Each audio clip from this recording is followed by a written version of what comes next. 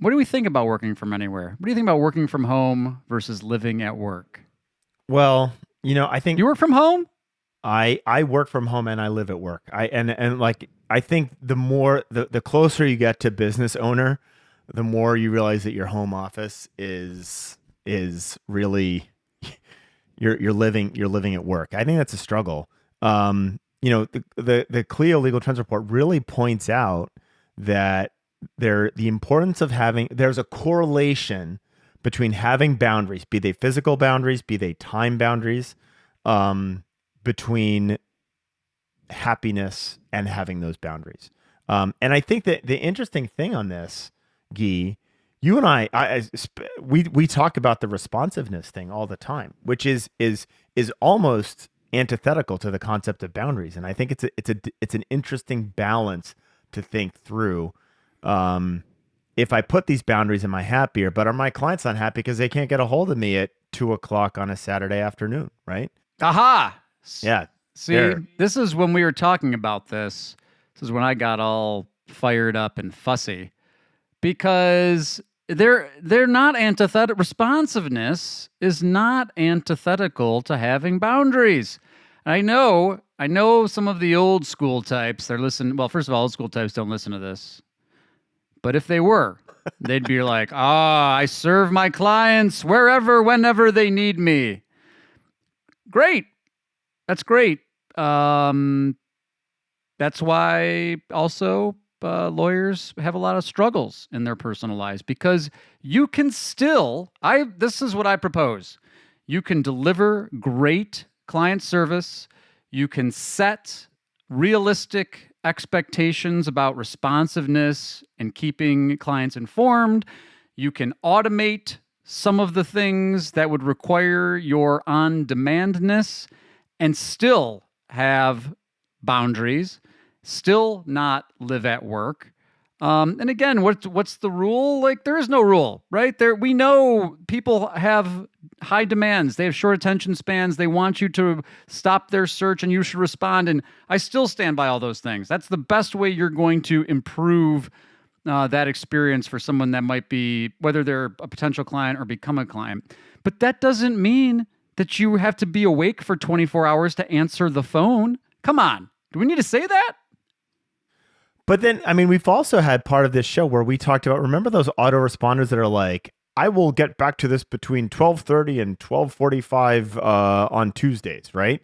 And so there can be the overdoing of this boundary setting, right? And to a Of point course, where that's it's just crappy obnoxious. boundaries.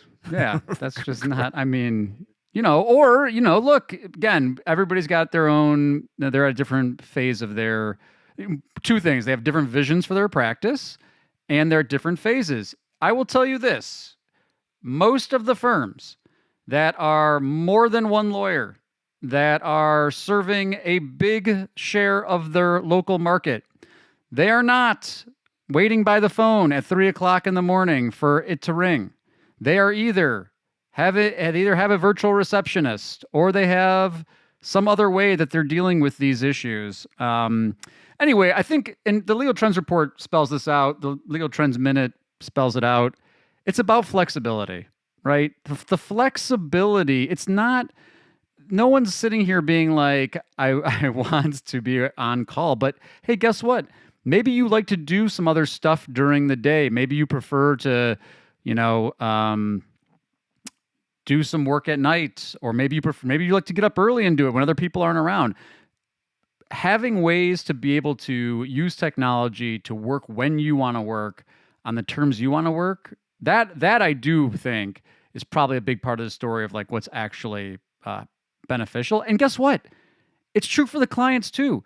The clients want to be able to get information about their case asynchronously as well. They don't, you know what you see? Tried to get a hold of my lawyer again. Well, guess what? Make it so that they can get the answer to their question or get the update or whatever that is that they're looking for, or if there's documents, that technology can't help that. So I'm going to read. It's our reading time. We're not going to do a book report today, but I'm still going to do a small book report from the Legal Trends Report. This was really interesting. This is on page 41. Most significantly, barely half, 51% of lawyers working non-traditional work schedules reported having good health or very good mental health, compared to 74% of those who adhere to a regular work schedule. Now, what's implicit in that and what Gyi is talking about here is there's a regular work schedule. That does not need to be the traditional hours. And that's where you're getting flexibility with boundaries. And I think that's a really, really key point. I think there's probably a high correlation with the I'm frenetically responsive to everything that leads to a unhappy work-life balance. That's exactly right. And, again, for me, because it's like, we're waxing philosophically about flexibility and working from home. And, everybody's got to navigate that for what works best for them. But from a marketing standpoint and from a client service standpoint, you cannot deliver the best experience to people when you're purely reactive and you're on demand. You just can't. You're not equipped, you're not prepared, you're exhausted, you're scatterbrained, you're not organized. It just isn't going to work. And so that's the tie-in. And to Conrad's point, again, don't misunderstand me. I'm not saying send everybody to your voicemail. But that's the thing. There's a lot of ways that you can actually implement technology to both create a great experience for both potential clients and not be on demand yourself. The end.